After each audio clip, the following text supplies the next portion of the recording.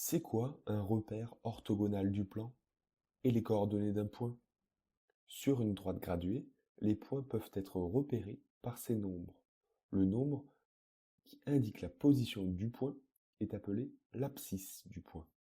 Par exemple, l'abscisse du point A est 2, et pour le noter, on note le point, puis son abscisse juste après avec des parenthèses. C'est la même chose si mon point est ailleurs sur la droite.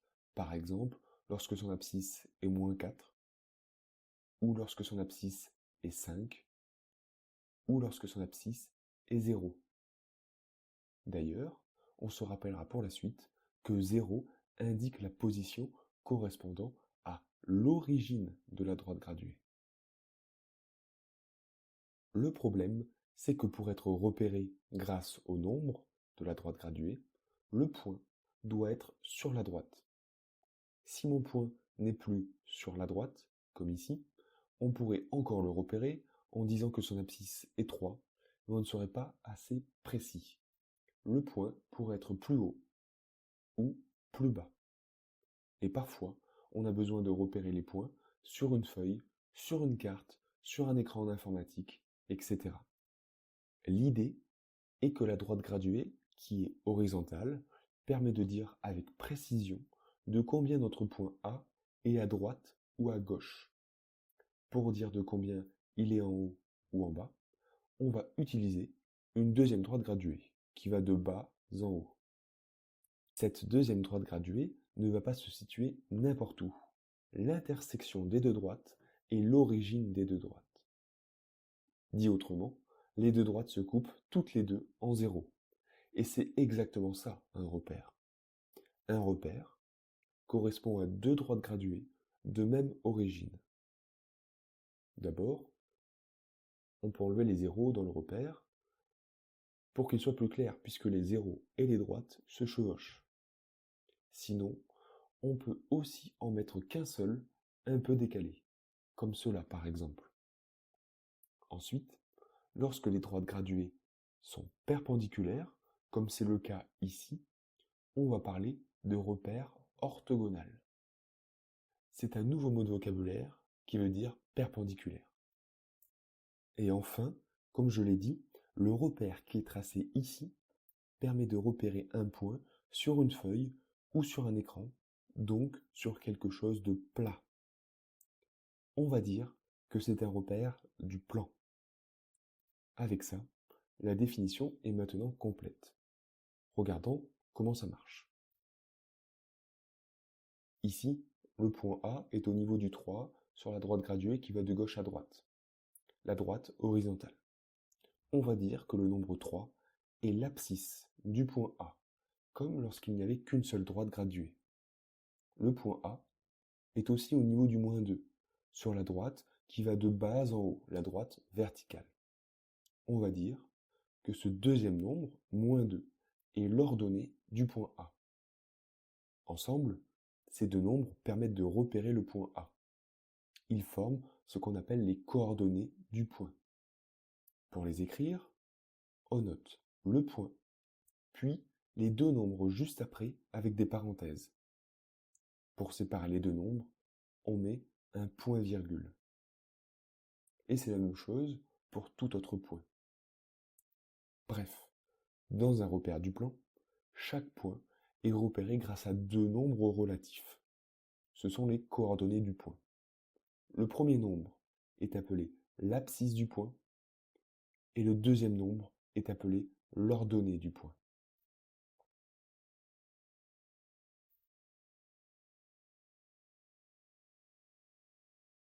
Pour obtenir les coordonnées du point A, qui vient de bouger, on commence par trouver son abscisse. Elle se trouve sur la droite graduée horizontale, qui va de la gauche vers la droite. On trace pour cela une droite perpendiculaire à cette droite graduée qui passe par notre point.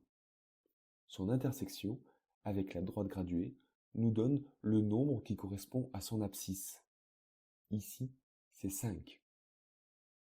On cherche ensuite son ordonnée. Elle se trouve sur la droite graduée verticale, qui va du bas vers le haut. On trace pour cela une droite perpendiculaire à cette droite graduée qui passe par notre point. Son intersection avec la droite graduée nous donne le nombre qui correspond à son ordonnée. Ici, c'est 4. On peut donc dire que les coordonnées du point A sont 5, 4. Ainsi, la droite horizontale permet d'obtenir l'abscisse des points. On appelle cette droite l'axe des abscisses. La droite verticale, elle, permet d'obtenir l'ordonnée des points, et on l'appelle l'axe des ordonnées. Petit exercice. Est-ce que tu peux me donner les coordonnées du point A qui vient de rebouger? Les coordonnées sont -3, 2. Il faut faire attention à l'ordre et bien commencer par écrire l'abscisse du point, bien commencer par écrire -3.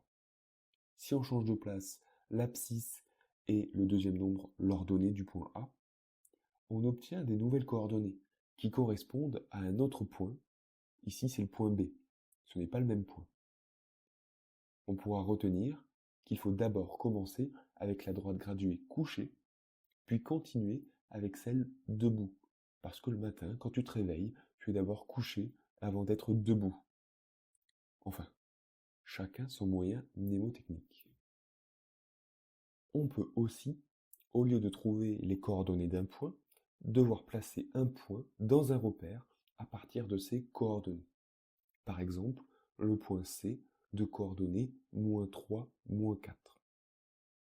La méthode est un peu l'inverse de ce qu'on a fait juste avant. Avant, on avait le point et on trouvait les coordonnées en traçant des droites perpendiculaires aux axes. Maintenant, on a les coordonnées et on veut trouver l'emplacement du point. On va aussi tracer des droites perpendiculaires aux axes. L'abscisse du point C est -3.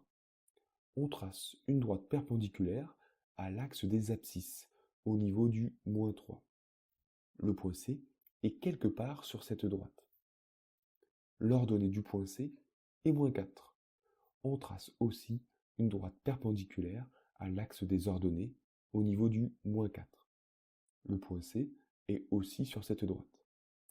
Le point C est donc le point d'intersection des droites tracées ici. Alors à chaque fois, on trace des droites perpendiculaires aux axes des abscisses ou des ordonnées. C'est pourquoi on trouve parfois des quadrillages dans les repères orthogonaux. Bon alors, est-ce que tu sais placer le point D de coordonnées 2, 1?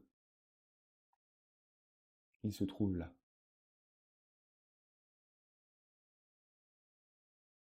Et sais-tu placer le point E d'abscisse 5 et d'ordonnée -2? Comme son abscisse est 5 et son ordonnée -2, ses coordonnées sont 5, -2. Et il se trouve ici. Pour terminer, je dirais que jusqu'à présent, j'ai nommé tous les points avec une lettre majuscule bâton ou parfois avec une lettre et ses coordonnées. Mais on n'est pas obligé de nommer les points. Dans un repère, des points peuvent être sans nom. On peut aussi écrire seulement les coordonnées des points juste à côté d'eux.